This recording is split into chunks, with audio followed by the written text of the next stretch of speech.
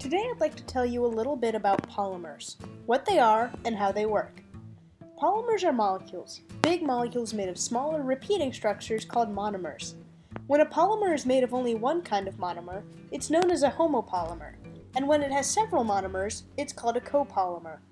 Copolymers can have alternating, random, block, or graft structures. The polymers most commonly talked about are linear, long chains of monomers making up a backbone with smaller pendant groups hanging off. But they can also be branched polymers, with long chains coming off of the backbone. Sometimes the branches get long enough to attach to another backbone chain. These are cross-linked polymers. It's possible for all of the chains in a polymer to be cross-linked to each other, making the entire structure one single molecule. Bowling balls, tires, and some old rotary phones are all single molecules big enough to be seen and held. Star polymers have all their chains linked at a common center, and dendrimers, or tree polymers, just keep branching and branching and branching. The size of these molecules gives them some interesting properties, like chain entanglement. These long chains don't stay straight. Usually, they tend to tangle around each other like a ball of string.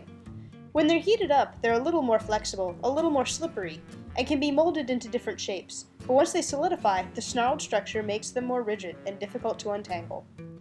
There's also something called the summation of intermolecular forces. Basically, big molecules mean big forces. Intermolecular forces are the ways all molecules pull on each other, more if they're polar and less if they're nonpolar. Even in nonpolar molecules, there's still the weak van der Waals force helping them to attract to other molecules. In big polymers, there's so much molecule to pull that even van der Waals forces are significant. Finally, polymer size affects their timescale of motion.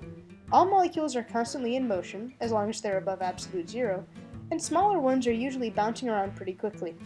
Long chains can't move as quickly though, so they take longer to move and don't move as chaotically. Polymers are used to make almost everything you encounter made of any sort of plastic or rubber. They're used for different things depending on certain qualities, like strength. Strength is a material's ability to withstand force, or stress, without a lot of strain. Stress is how much force is exerted on something. Strain is how much that something deforms in reaction to that. If a material has a really steep stress-strain curve, it's considered strong, but not tough.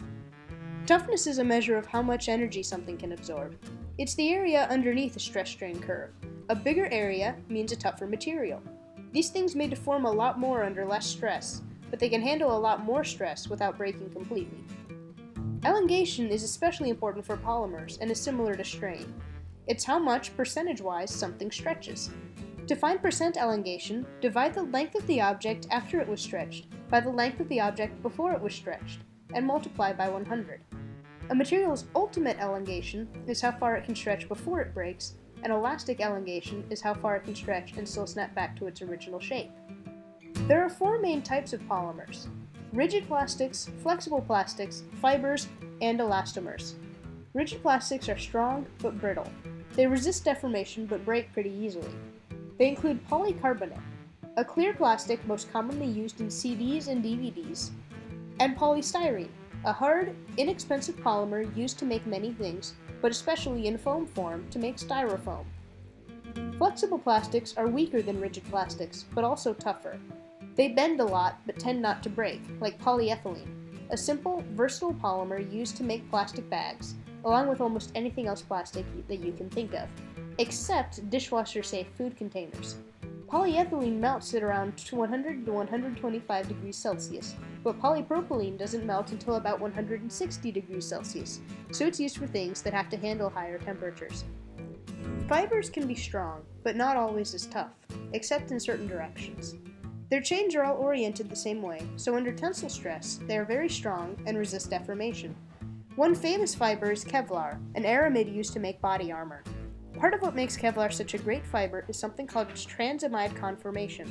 Similar molecules can either lay straight, transamide, with those bonds here on opposite sides, or bend, cisamide, if they're on the same side. But Kevlar has these aromatic groups, these big, bulky rings of carbons and hydrogens that are close enough together that the polymer almost can't bend into a cisamide conformation. Another popular fiber, known as polyacrylonitrile, is used to make many acrylic fabrics.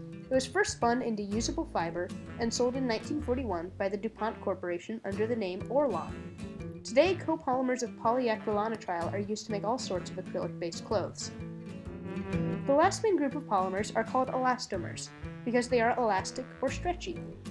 Their most important property is that they can undergo a lot of reversible elongation, or they can stretch really far and still go back to where they started. Polybutadiene is a common elastomer used in tires. It was one of the first synthetic rubbers ever invented, and is especially useful in cold temperatures. Many polymers get brittle and glass-like when they reach a certain temperature, but polybutadiene takes much colder temperatures to get to that state, so tires made from it can survive the winter. Another elastomer, polyisobutylene, is used to make inner tubes because it is gas impermeable, meaning it doesn't let gas escape easily, like a balloon deflating over a few days. It's also easy to shape over a small range of temperatures and gets very sticky, which is why it's commonly used to make chewing gum as well. That's right, your gum is made from the same stuff as inner tubes, certain adhesives, and saran wrap. So to recap, polymers are very long molecules made of repeating monomers, and can take many different shapes. Their size brings about their chain entanglement, summation of intermolecular forces, and timescale of motion. And the main four groups are rigid plastics, flexible plastics, fibers, and elastomers, and all are found in almost every product we use every day, including a few you'd never expect.